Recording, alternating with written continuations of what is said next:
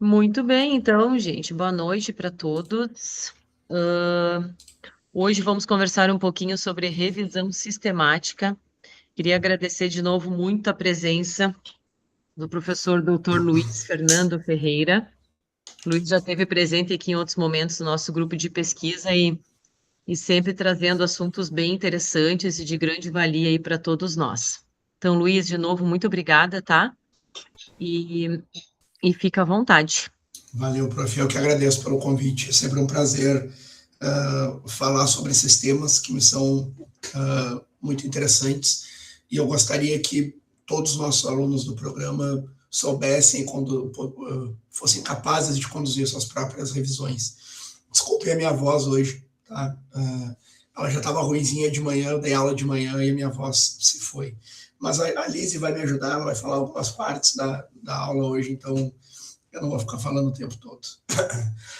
Então, gente, a ideia aqui é ter uma visão macro sobre revisão sistemática, principalmente sobre como produzir uma revisão sistemática. Tá?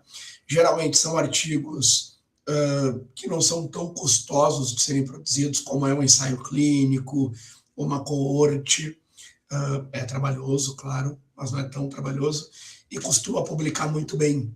Tá? Se a gente achar um tema que seja de interesse, um tema que seja candente, que a gente tenha muito material, principalmente de ensaios clínicos randomizados, costuma publicar muito bem e geralmente muito rápido. Né? Eu tenho diversas revisões que foram publicadas em diversos formatos. Tá? Então, vou falar um pouquinho sobre o que é e qual o valor da revisão. Depois a Lizzie vai falar rapidamente sobre como produzir. A Lizzie que está no processo de produção de uma revisão, então acho interessante ela falar a experiência de quem está fazendo uma revisão também. Tá? Como vocês já devem ter visto em outras disciplinas, uma revisão sistemática nada mais é do que uma via para sumarizar dados de estudos primários. Né? A pirâmide de evidências, aquela que vocês estão cansados de ver, geralmente as revisões estão no topo. Se for com meta-análise, melhor ainda. Né? Mas a gente tem tido um entendimento ultimamente de que as revisões não são o topo da pirâmide, porque, na verdade, ela não te traz nova evidência. Né? Nunca uma revisão sistemática vai te dar uma nova evidência sobre algum evento ou sobre alguma doença, ou sobre algum tratamento, seja o que seja. Ela nada mais vai fazer do que trazer luz e compilar dados, evitando erros aleatórios, né, ou diminuindo o poder desses erros aleatórios através dos estudos primários. É importante a gente lembrar que uma revisão é um estudo secundário, ela não traz nada de novo, ela compila o que já existe, dando um direcionamento mais centralizado. Tá? Não existe só revisão sistemática, embora elas sejam as melhores, né? A gente vê que hoje tem muitas revisões, principalmente de assuntos novos ou assuntos que a gente ainda não tem um corpo de evidência robusto, revisões narrativas, revisões integrativas, né? Dentro disso, se a gente direcionar um pouco mais, nós temos as revisões sistemáticas e a melhor maneira de apresentar os resultados de uma revisão sistemática é a meta-análise, que nada mais é do que um método estatístico, né? Não é um tipo de estudo, é uma apresentação de resultados. Desculpa. Uma apresentação de resultados de forma compilada, basicamente isso, tá? A gente tem visto também muitas revisões de escopo hoje em dia que vão circular ali entre as revisões narrativas e as sistemáticas, porque elas têm uma busca que é sistemática, né? Mas depois as respostas finais não vão ser respostas diretas como de uma revisão sistemática, vão ser respostas um pouco mais abertas, tá? A gente vê muito também as overviews, como aqueles consensos, né? Artigos de grandes agremiações, de grandes grupos de pesquisadores, as umbrella reviews, que bota tudo no mesmo pacote, eles revisam tudo que existe na literatura e não só ensaios clínicos randomizados, e as revisões de revisões, que têm funcionado muito bem em campos que já tem muita revisão sistemática. Né? Então, compilar as revisões sistemáticas seria fazer um estudo terciário, por assim dizer. Não existe, mas o secundário do secundário seria, né? Então, só para a gente deixar bem claro o que é o que. A revisão sistemática, que é melhor e mais nova informação científica, produzida de uma maneira que seja reprodutível. Se eu fizer uma revisão aqui e alguém lá na China seguir os mesmos passos que eu segui, vai chegar às mesmas conclusões finais. As revisões narrativas, que são aquelas onde a escolha dos artigos é mais empírica do que sistematizada, é aquele referencial teórico das nossas dissertações e teses. Sabe, aquele textão que vem antes do artigo, nada mais é do que uma revisão narrativa, né?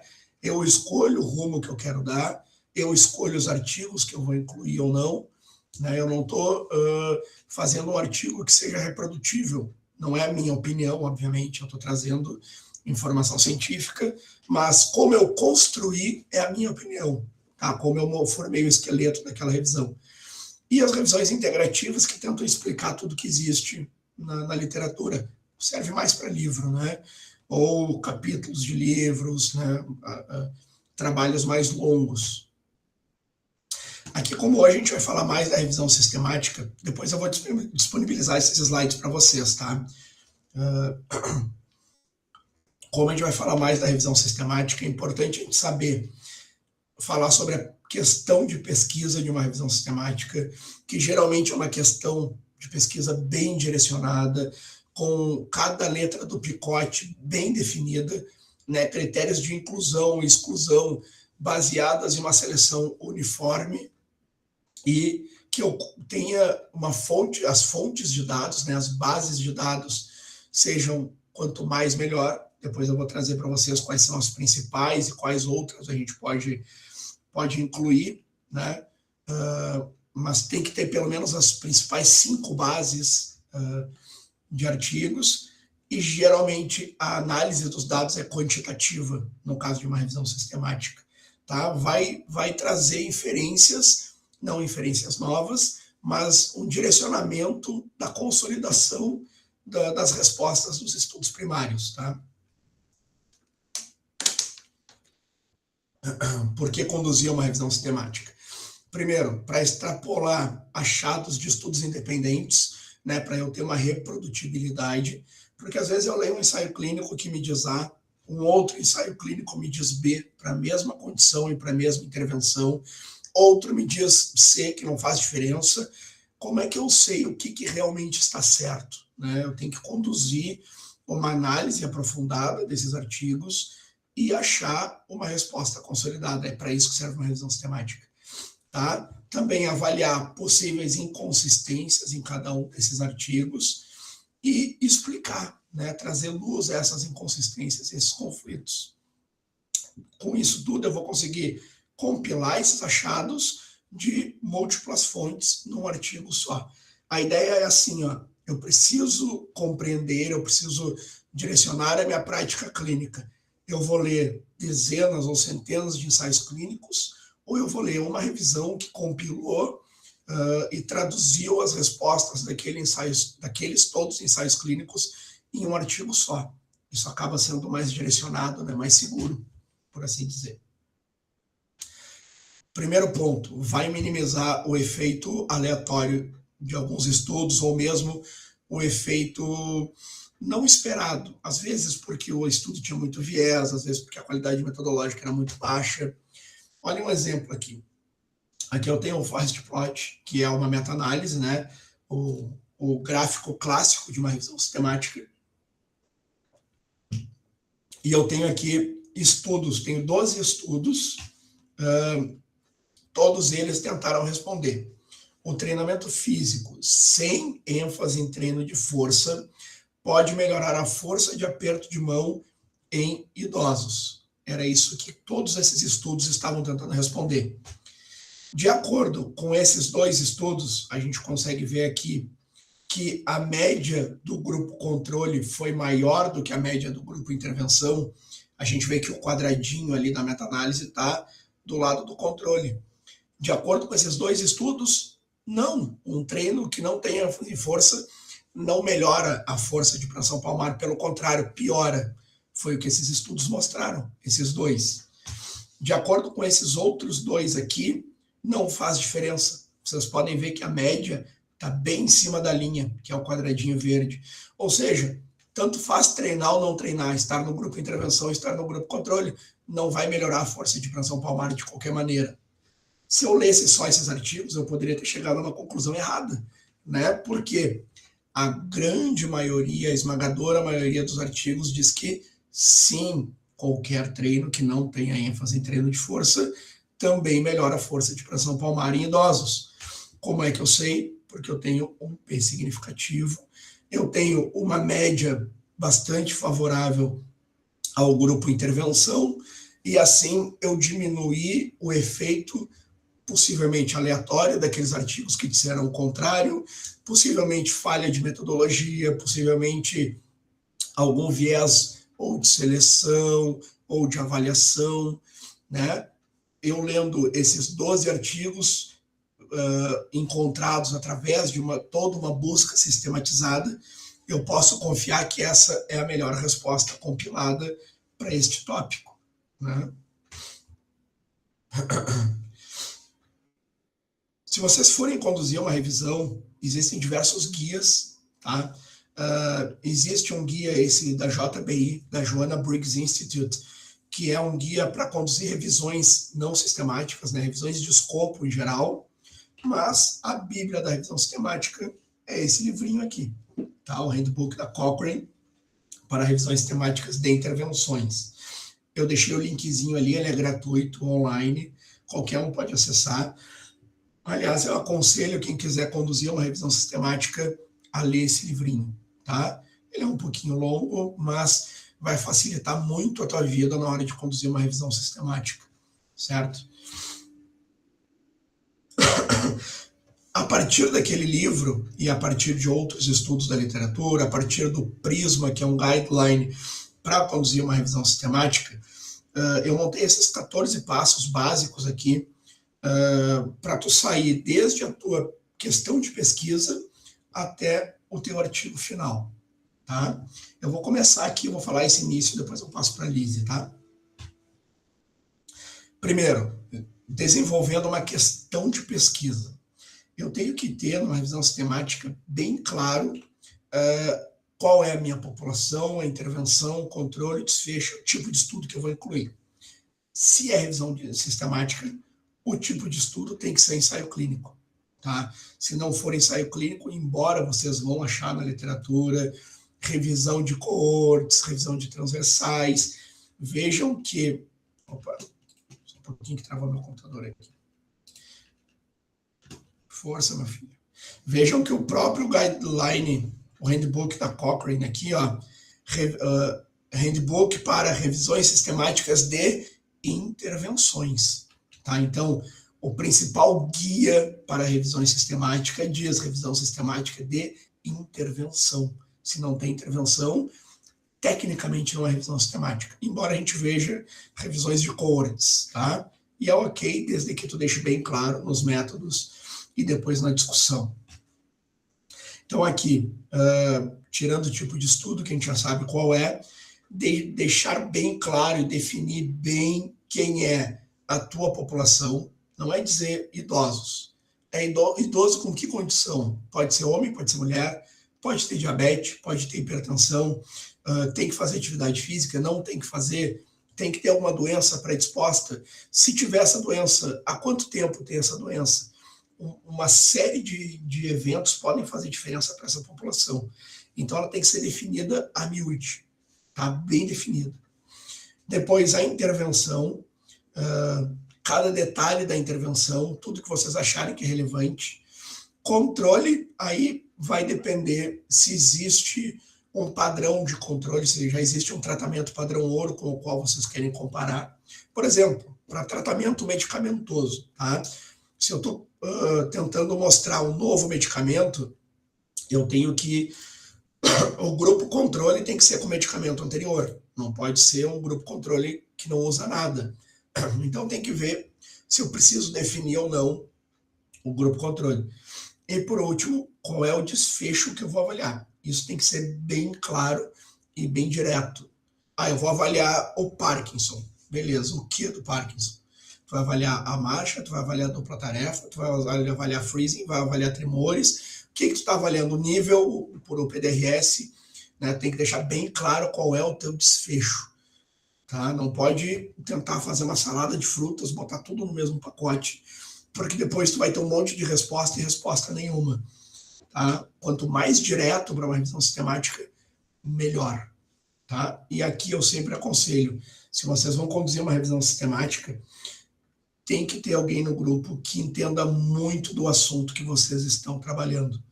Alguém pode ser orientador de vocês, pode ser um colega que entenda muito do assunto. Vocês podem, ou não, vocês já têm, né? Manda um e-mail para alguém que é grandão na área, né? Diz que está conduzindo uma revisão, pede uma ajuda para revisar o protocolo de pesquisa. Alguém que entende muito da área tem que ajudar vocês a revisar, porque essa questão de pesquisa, o picote, o método inicial de busca vai definir todo o resto da revisão. Se vocês buscaram errado os artigos no início, lá no final vocês vão ter problema e não tem como voltar atrás. Tem que começar tudo do zero, se a busca está mal feita. Tá? E aí vocês vão passar trabalho dobrado, certo? Para a revisão de escopo, nem sempre eu vou ter o picote.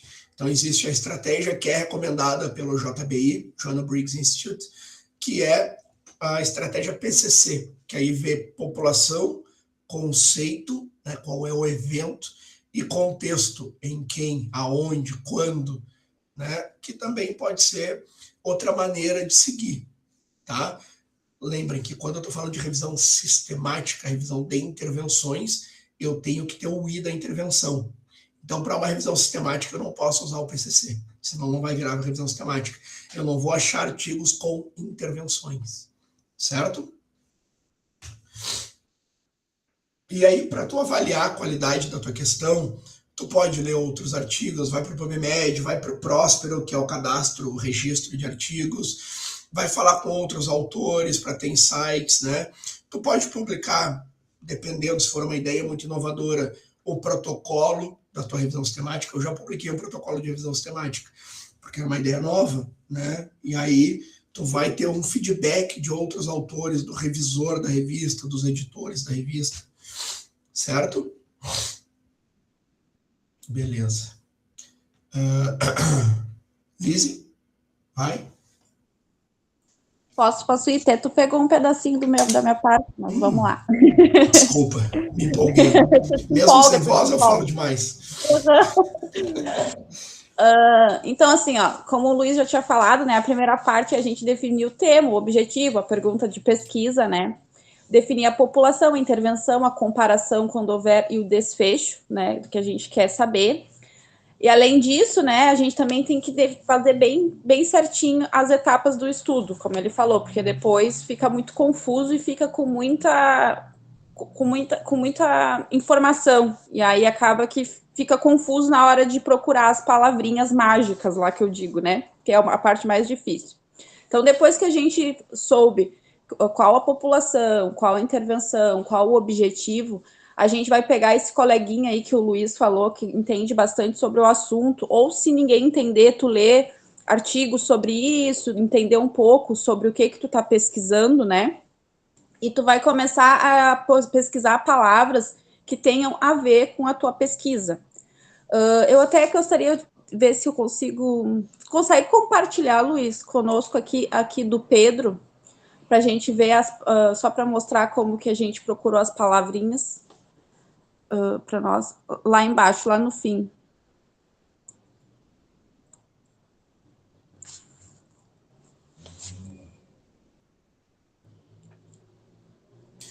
Meu computador travou, não consegui ligar o microfone. O que tu quer que eu abra? Tá. Pode ser um mesh?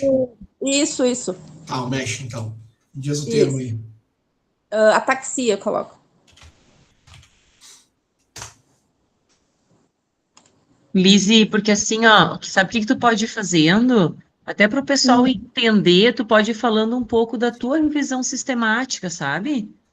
Tá, é que assim, eu vi assim que o pessoal tem bastante dificuldade com essa parte assim das palavrinhas, mas como meu computador não está conseguindo compartilhar, eu estou pedindo para o Luiz, porque tô com Não, problema. tranquilo, não, mas está correto, eu só te falando Mas assim, ó, às isso é vezes da visão delas, prof. usar a tua revisão sistemática como exemplo para eles entenderem, o Picket, o que que foi, o que que você selecionou, qual foi a população, porque daí tu vai dando exemplo, eles vão entendendo, nesse sentido, tá? Sim. Na minha revisão, então, foi ataxia, né? Daí essa palavrinha é a população.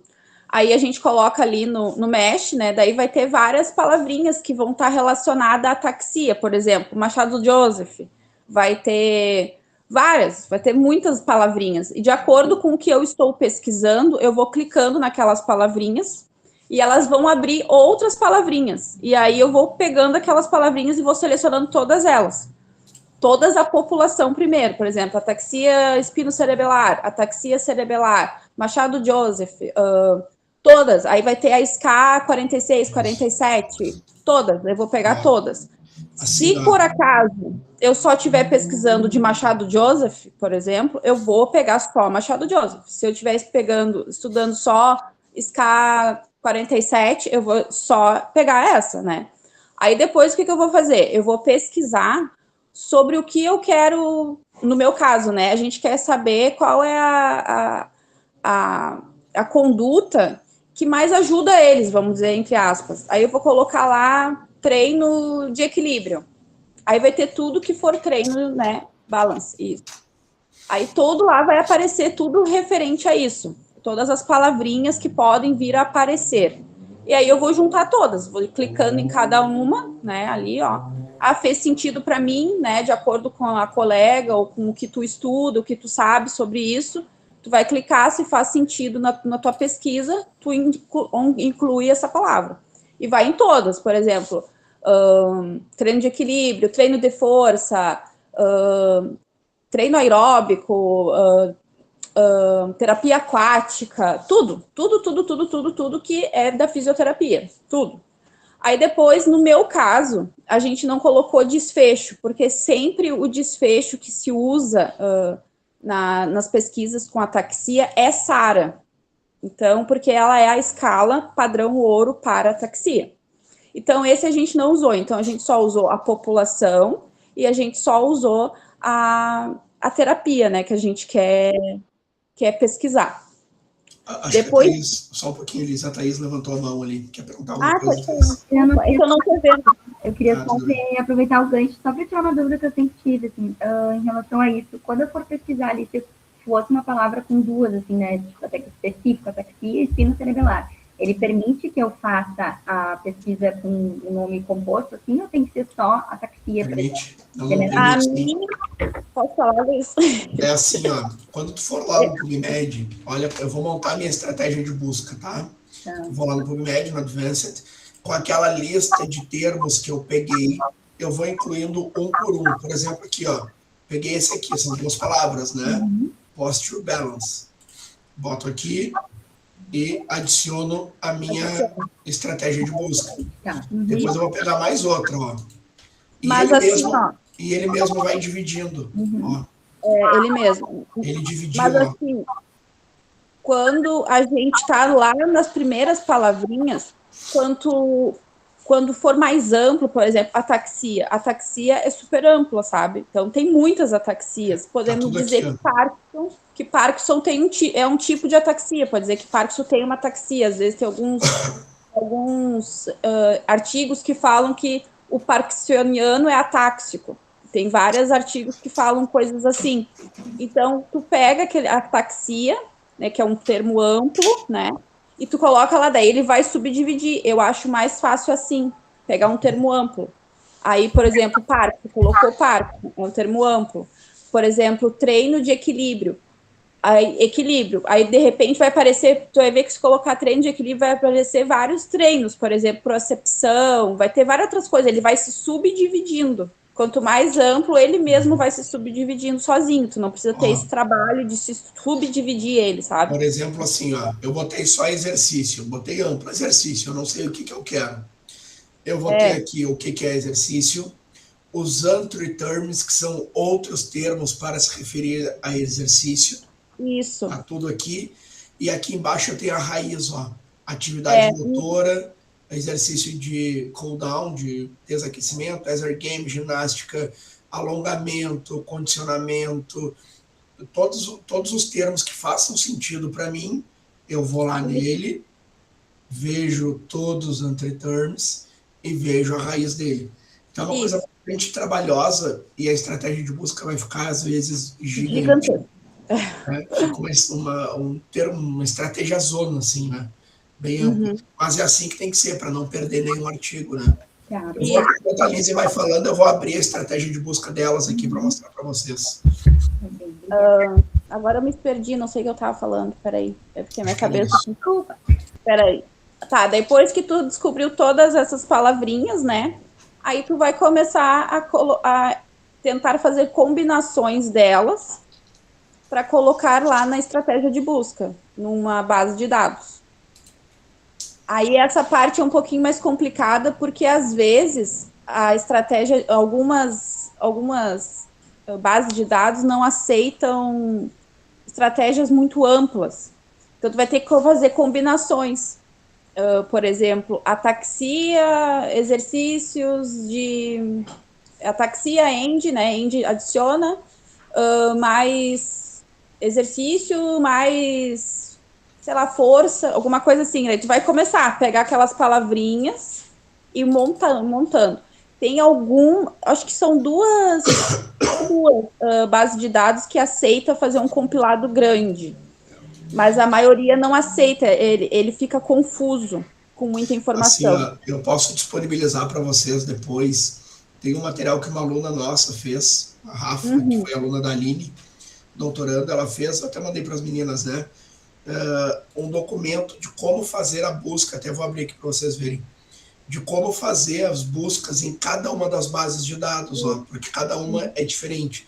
Claro que o PubMed é a que a gente mais estuda, mas ela fez um compilado aqui, e ela permitiu que eu sempre compartilhasse, de como buscar em cada uma das bases de dados. Cada uma tem a sua particularidade, tá? E cada vez, se tu não sabe, tu vai ter que aprender cada uma das bases que tu vai usar. Esse material já dá, depois eu disponibilizo para vocês também, tá? E cada um tem uma forma de compilar, cada um tem um jeito de fazer, daí tem que olhar mesmo ali no material, assim. E eles são bem complicadinhos, assim, às vezes, de aprender. Mas depois que aprende, daí vai, sabe? Daí tem que ir fazendo. Ele é meio intuitivo. Cada vez que tu vai colocando ali um grupinho de palavras, tu vai adicionando. Mas tem algumas plataformas ali de busca que elas não aceitam muitos dados, né? Mas vai acontecer o seguinte, depois que baixar, né, todos os que tu conseguiu selecionar, vai ter muitos iguais, né? Vai ter vários repetidos, artigos repetidos. Aí entra a outra parte, né? Que a gente vai se dividir em duplas. Tá, e a gente vai... Liz, tá. Desculpa, tu tá pulando. Isso vai ser lá no passo 9. Espera chegar lá. Calma. Daqui a pouquinho tu chega lá. Tá. É que tu já tá passando algumas coisas. Eu já tô passando, é que a minha cabeça começa a funcionar muito rápido. Tá ansiosa. Bom, gente, eu já devolvo para ti, tá? Toda revisão sistemática, se tu quiser publicar numa revista boa, tu vai ter que cadastrar, assim como tem o Clinical Trials para revisão, para ensaio clínico, tem uma base para revisões, que é o Próspero, tá? Que tu vai ter que cadastrá-la no Próspero, a tua revisão, para que depois, quando tu for submeter uma revista, os editores, os revisores saibam que tu seguiu aquele teu plano de trabalho, tá? Sobre as bases que a Lizzie estava dizendo, as principais são essas 5.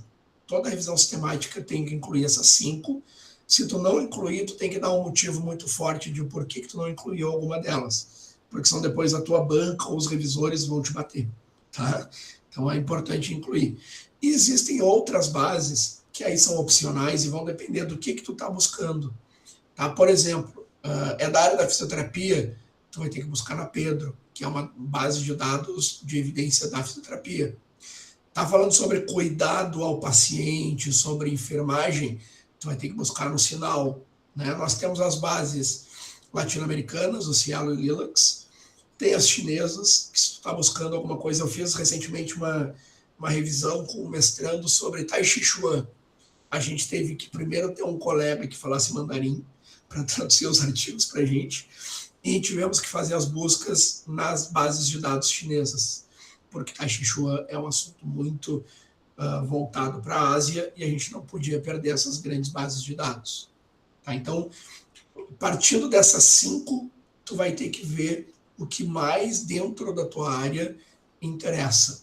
Tá? Da educação física, por exemplo, que é a minha área, tem o Sport Discus, que é uma outra base de dados, que é da mesma editora do Sinal, mas que é só de artigos sobre esporte e exercício físico.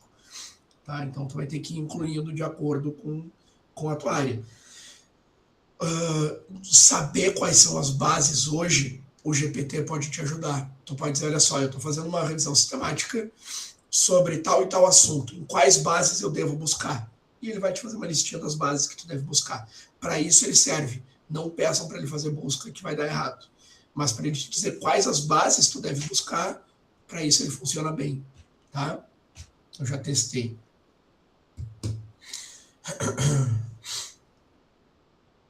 Tá.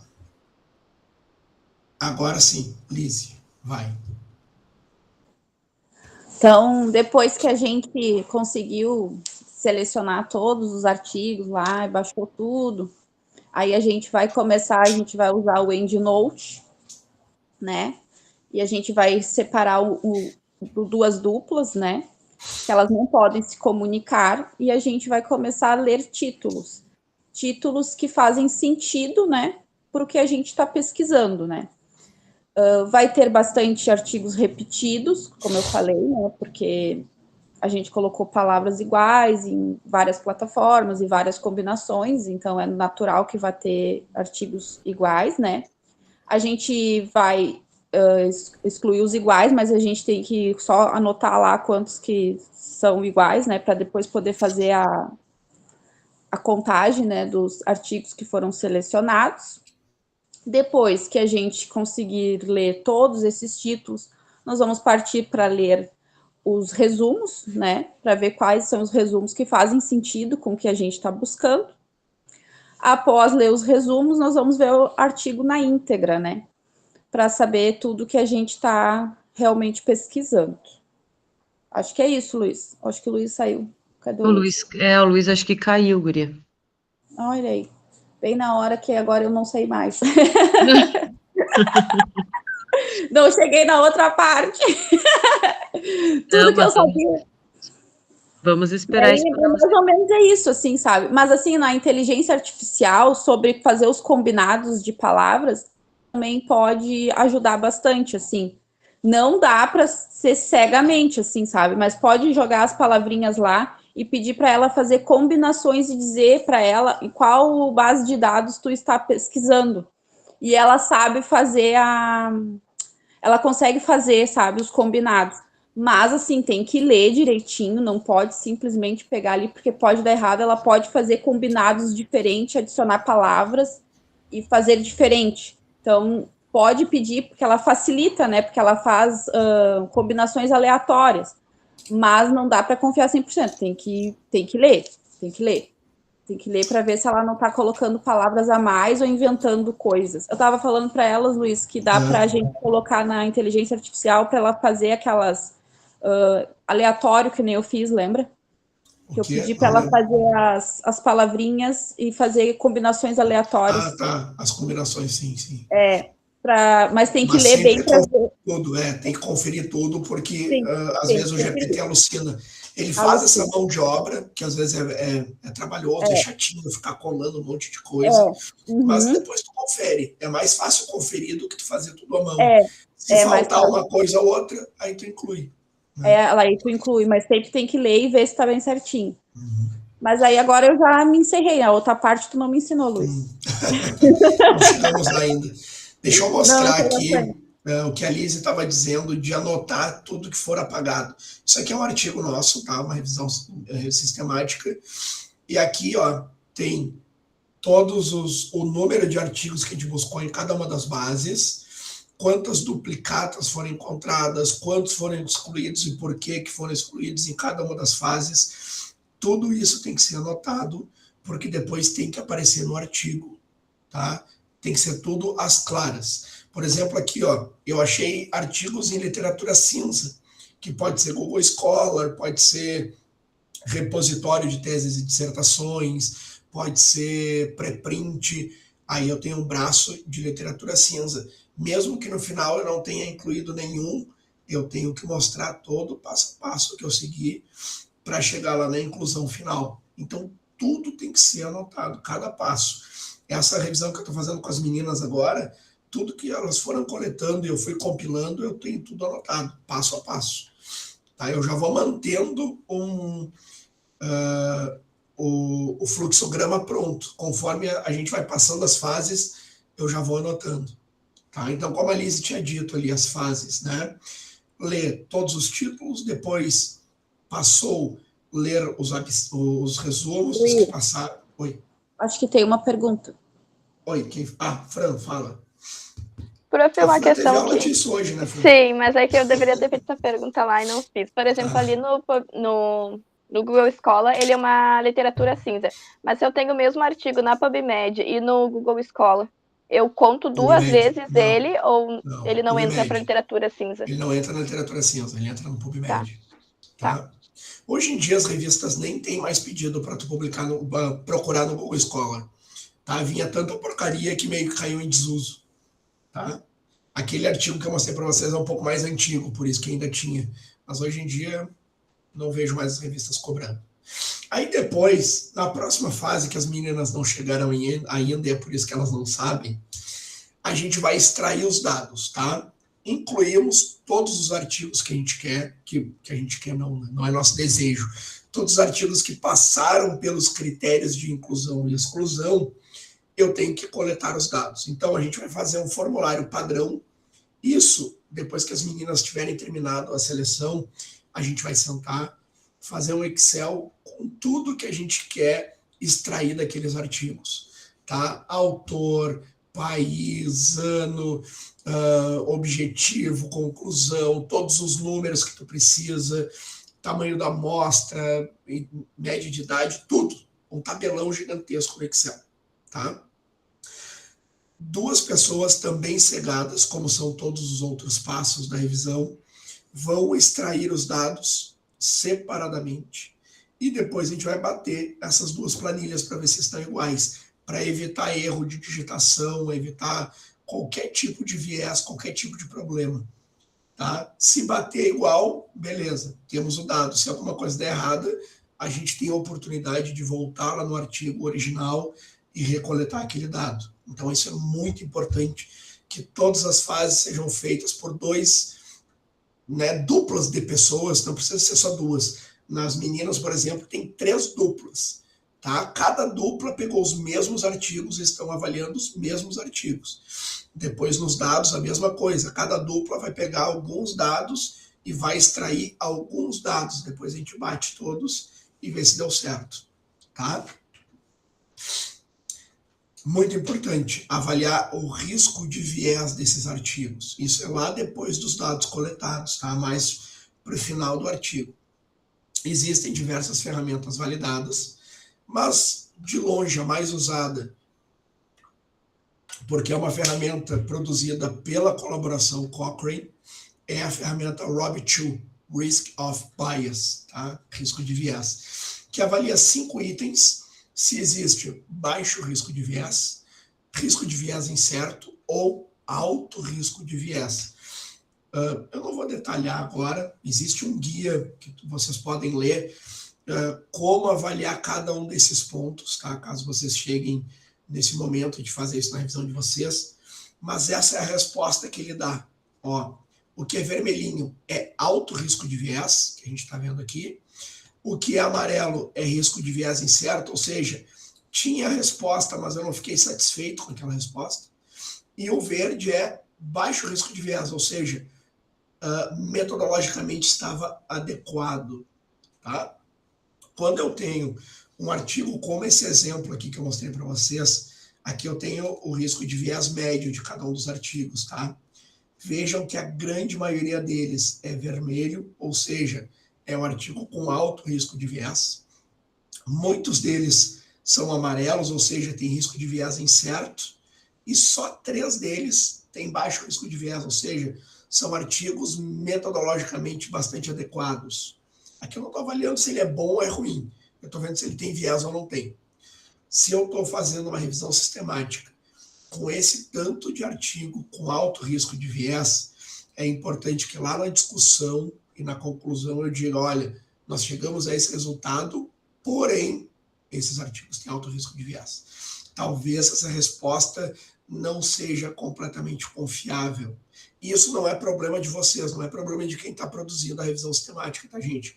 Às vezes a gente fica chateado que, eu fiz a revisão toda e olha essas porcarias desses artigos. A culpa é da literatura. Isso também é levantar a bola para os outros autores da área e dizer, gente, olha só, a gente está fazendo os artigos porcaria, vamos melhorar a qualidade metodológica desses artigos. Tá? Isso também é importante, esse resultado também é importante. Mas isso, claro, vai diminuir o poder da resposta do artigo de vocês.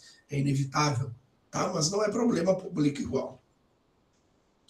Tu pode reportar assim ou pode reportar assim, ó, mostrando o percentual de risco de viés em cada um dos artigos. E aí tu pode ver o que é os artigos que eram melhores, os que eram piores, né? Dentro de um percentual. Eu não botei aqui, gente, mas também vocês podem avaliar a certeza da evidência. Existe uma ferramenta chamada GRADE, que avalia a certeza da evidência, que seria um próximo passo. Quando os artigos, como essa revisão, têm alto risco de viés, geralmente tu não precisa fazer o GRADE, porque é óbvio que vai dar baixa certeza da evidência.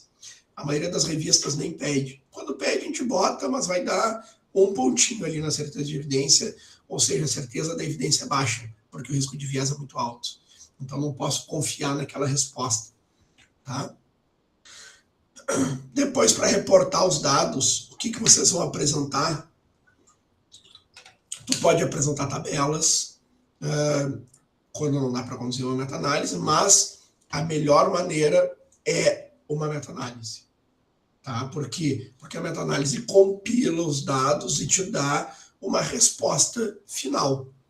Quando eu não tenho meta-análise, é difícil de ter uma validação externa, ou seja, extrapolar esses resultados para a clínica prática, né? Para a prática clínica.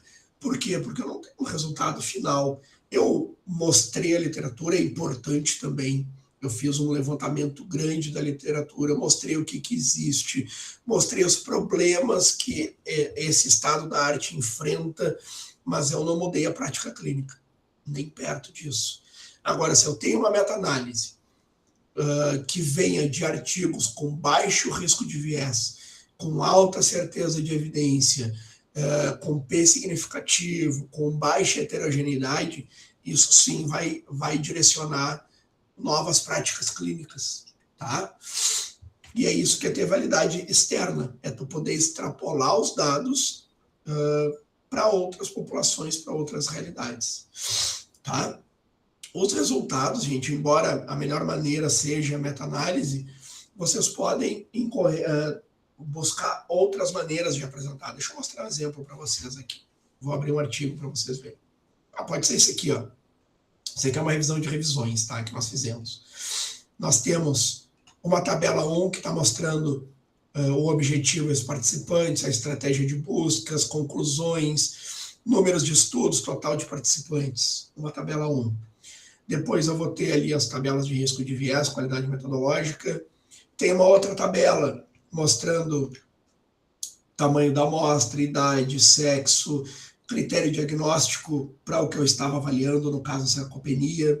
Deixa eu mostrar um artigo para vocês aqui que não deu meta-análise, que daí nós tivemos que mostrar os resultados de outra maneira. Deixa eu só achar aqui. Essa aqui, ó. Essa revisão não deu meta-análise, tá? E aí nós tivemos que mostrar os resultados de outra forma. Tá aqui nessa tabela, ó. Deixa eu virar a tabela para mostrar para vocês. O que a gente mostrou, já que não deu para fazer meta-análise?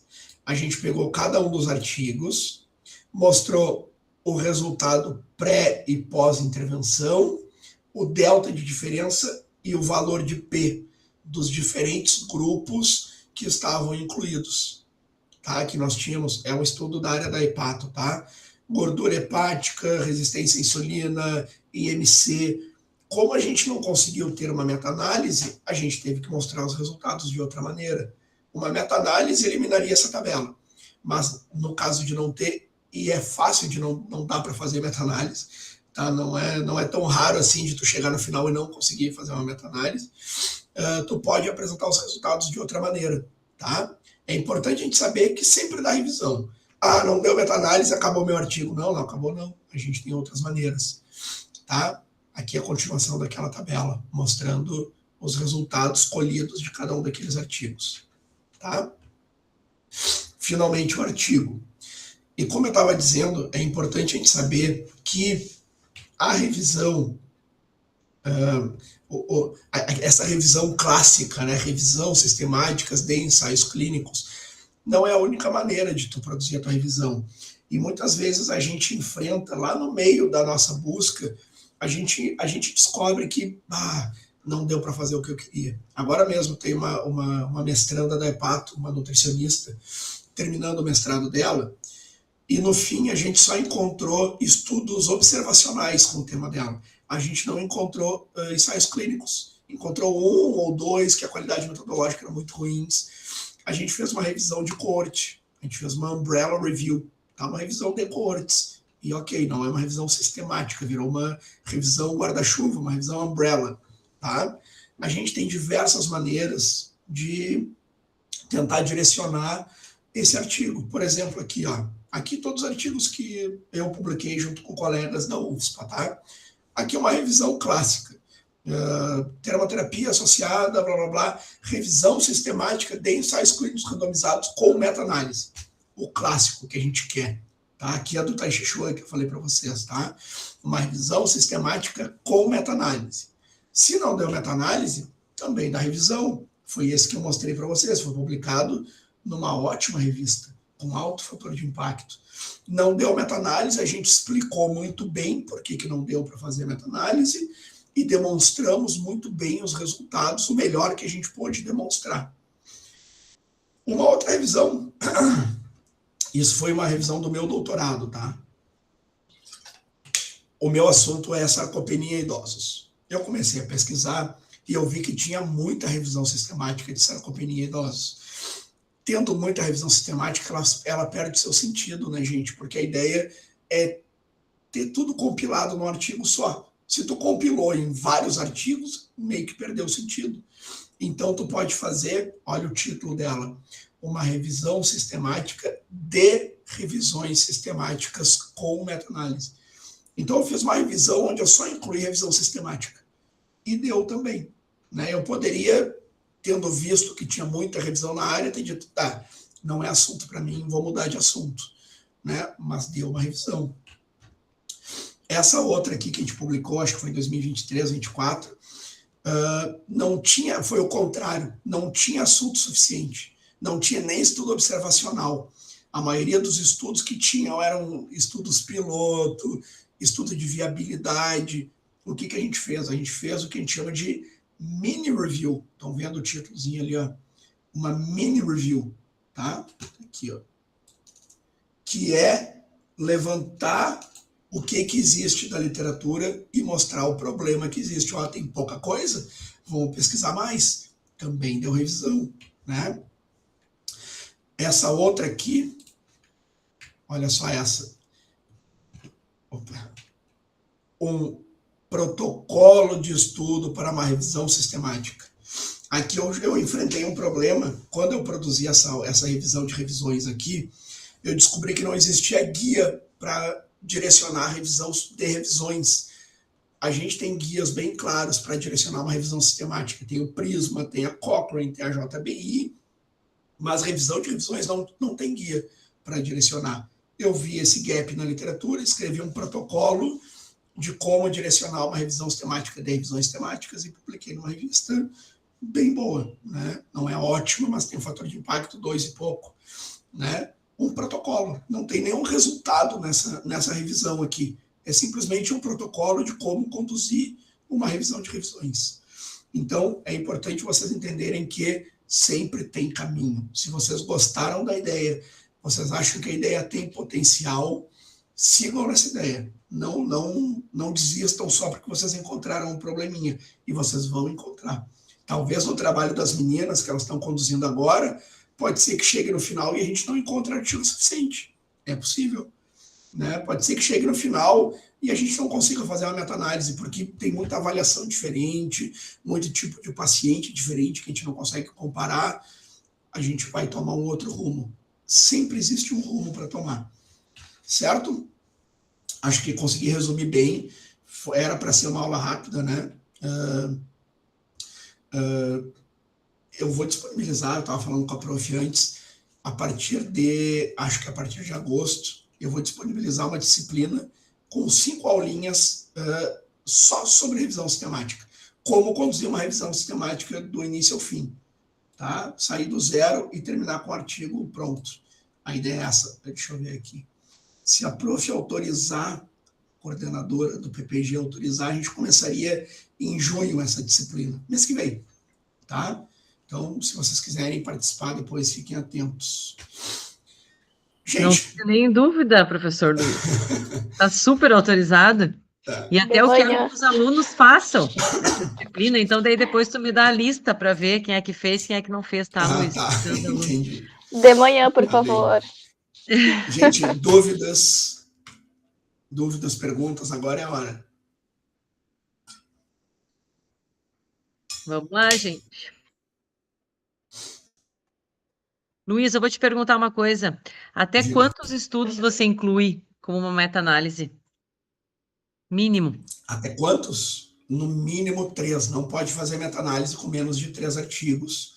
Isso eu falo quando eu dou a aula mais longa, tá? Que eu falo bem aprofundadamente de meta-análise. Fazer uma meta-análise de 2 artigos, tu tá vendo a média dos 2, não é meta-análise, tá? Então, no mínimo 3. Porém, mesmo com 3, a gente ainda tem um risco de incerteza. O recomendado pela colaboração Cochrane é 5 ou mais. É 5 ou mais. A partir de 3 dá para fazer, mas tu tem que botar na discussão ressalvas, dizendo, olha, era só 3, pode ser que um deles tenha puxado muito para um lado, né? Então, 3 ou 4 ressalvas. De 5 em diante, geralmente, a resposta é mais segura. Tá? E ad eternum, né? Ao infinito, quanto mais melhor. Quanto mais melhor, verdade. Bruna?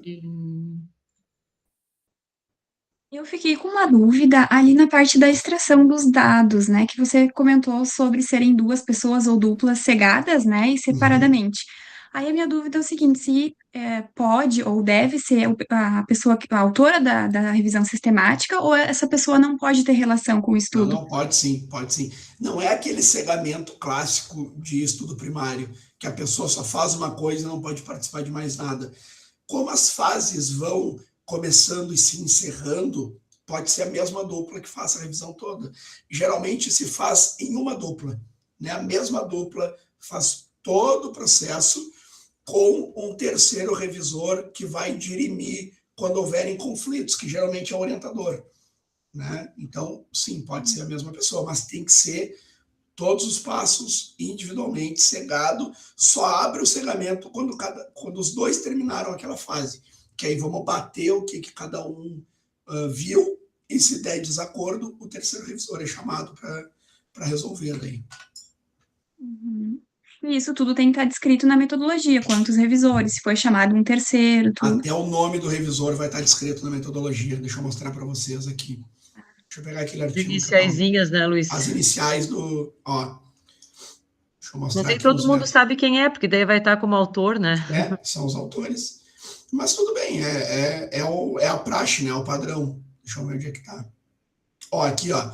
A seleção... Deixa eu aumentar aqui. A seleção dos estudos ocorreu em 2 fases por 2 revisores cegados independentes. Eu, Luiz Fernando Ferreira, e a Estela Lopes Iscariote, que foi a minha colega que fez comigo. Tá? Então, aqui a gente falou, ó, os 2 avaliaram tudo, cegados e independentes, tá? Todas as partes dos métodos, né? E aí o terceiro revisor foi chamado para resolver, o Luiz Henrique Teles da Rosa, que foi meu orientador de doutorado. Tá? Então, tudo isso tem que estar descrito no método. Eu posso disponibilizar para vocês depois também, existe a ferramenta Prisma, que vocês podem buscar na internet, tá? Que é uma ferramenta que vai guiar tudo que tem que ter nos métodos, tá?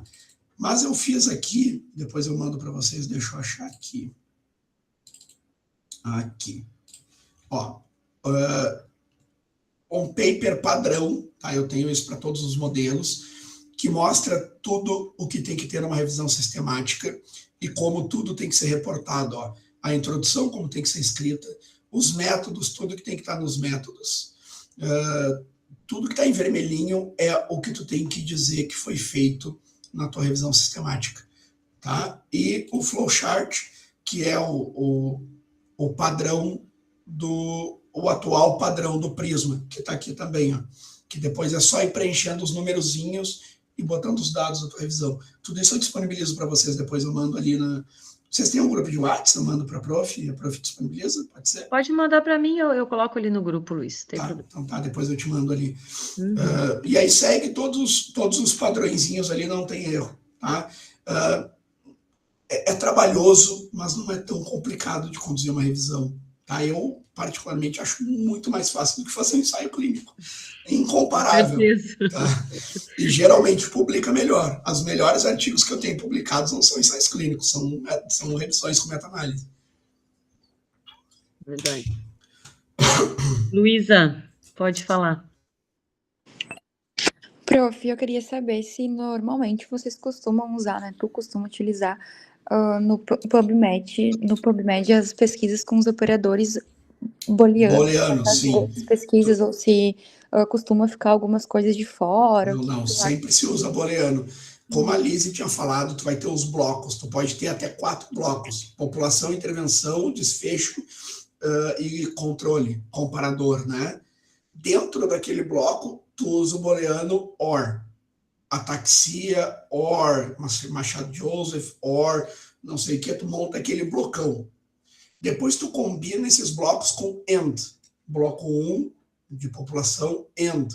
Bloco 2, que pode ser da intervenção, tu vai combinando. Eu geralmente não uso NOT, poderia se usar, mas eu prefiro depois no próprio EndNote, que é o organizador de referência que eu uso, eu apago ali na busca do EndNote. Mas tu poderia botar, eu quero só adultos. Aí tu pode botar not children, not older people. Tu pode botar os nots também, que é o terceiro operador booleano, né? And, or, e not. Tá bem, obrigada. Tá? Beleza. Bruninha. A minha pergunta é sobre o organizador, né, que tu falou de usar o EndNote, porque eu tive contato durante a graduação e usei o EndNote versão trial, e daí eu gastei essa ficha e depois não consegui mais usar. E aí, eu não sei se a universidade disponibiliza ou tu orienta a usar outros, eu já ouvi falar do Mendeley. Eu não posso falar em voz alta, mas eu tenho a versão craqueada dele.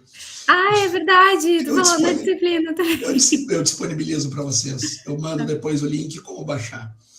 Essa parte a gente apaga da gravação. Mas não tem como, o pesquisador brasileiro tá pagando, né? Uma licença é, sei lá, R$1.000, a licença do SPSS é absurda. É um absurdo, né? A gente não vai fazer pesquisa no Brasil. Tem que pagar artigo para ler artigo. Tu não vai, né? Tu vai no SciHub, não adianta. Infelizmente, a gente não tem como no Brasil fazer as coisas certinhas, né? Verdade. Mas depois eu mando para vocês o link como baixar ali a versãozinha free. Muito bem. Luísa, acho que levantou a Luísa falou antes, acho que ela só não baixou a mão. Beleza. Mais alguém, gente, queira perguntar para a Luísa alguma coisa? Para a Liz, enfim. Gente, eu queria agradecer muito vocês. Liz, obrigada. Luiz, muito obrigada. Olha, acho que se fosse qualquer outro, eu tinha cancelado o encontro de hoje por causa da tua voz. Capaz. Obrigada por ter nos dado essa aula maravilhosa aí. Foi muito esclarecedor. Acho que o Luiz hoje ele está como pós-doc no PPG e ele está nos ajudando e contribuindo das mais diversas formas, né? Acho que só quem está em contato com ele sabe. é através de disciplina, é desovando o artigo que está trancado, é traduzindo coisa. Então, assim, obrigada, viu, Luiz? Capaz, Publicamente, prof. assim, eu gosto sempre Não de custa agradecer. nada. É o meu trabalho. Não custa E nada por mesmo. favor, gente, eu acho que assim, por mais que, meu trabalho não é revisão sistemática, façam a disciplina do Luiz, é uma baita oportunidade, né? Ó, o meu trabalho de doutorado também não era, e uma pandemia me pegou no meio, e eu tive que aprender do zero como fazer uma revisão sozinho. Eu me virei numa correria, num prazo curtíssimo para encerrar o doutorado, e então é melhor saber do que e não precisar do que precisar e não saber, né? E assim, né, Luiz, os meus alunos de doutorado, eu tô sempre pedindo, assim, o primeiro trabalho tem que ser uma revisão sistemática, até para entender o que que a gente quer estudar, quais são, né, a Claro. brecha da literatura que a gente pode preencher, então é importante fazer, até para conhecimento de vocês, enfim, né, e é uma disciplina curta, 15 horas, super compilado, o Luiz dá todas as dicas. Essa vai ser online ou vai ser presencial, Luiz? Essa é presencial. Presencial. Presencial. Então, assim, eu sei que todo mundo trabalha, eu sei que, mas sei lá, troquem, cumpram de outra forma o trabalho de vocês, mas acho que é bem É importante um participar. mês de aula. Em junho a gente começa e termina. É isso aí. Tá? E a outra vez que eu dei essa disciplina, ajuda o pessoal a chegar sem ideia nenhuma e sair com a ideia pronta. A ideia é ser uma disciplina bem prática. Toda aula a gente vai construir juntos alguma parte da revisão. Muito bem. Como que é o nome da disciplina? Desculpa, eu perdi. Boa pergunta, deixa eu ver aqui. Acho que é revisão sistemática, teoria e prática, eu acho. Eu não disponibilizei ainda, vou abrir agora. Eu tinha que falar Vocês vão receber. O Luiz disponibiliza para o Marcelo lança para vocês, tá? Revisões sistemáticas do zero ao artigo, é o nome da disciplina. Bem legal. Tá. Bem intuitivo também. Então tá, gente. Certo, Luiz, gente? muito obrigada de coração. Melhoras Obrigado para pelo ti, convite. sua voz, tá? Imagina, é um prazer Valeu. tê-lo aqui sempre. Sempre que quiser, precisar, é sempre um prazer. Só chamar que eu estou à disposição. Obrigada, professor. Um abraço. Valeu, gente. Tchau, tchau. Boa noite. Tchau, boa noite. Boa noite. Boa noite. Boa noite, gente. Obrigada. Até mais. Até mais. Até a próxima. Boa noite, prof. Boa noite, gente. Boa noite. Prof.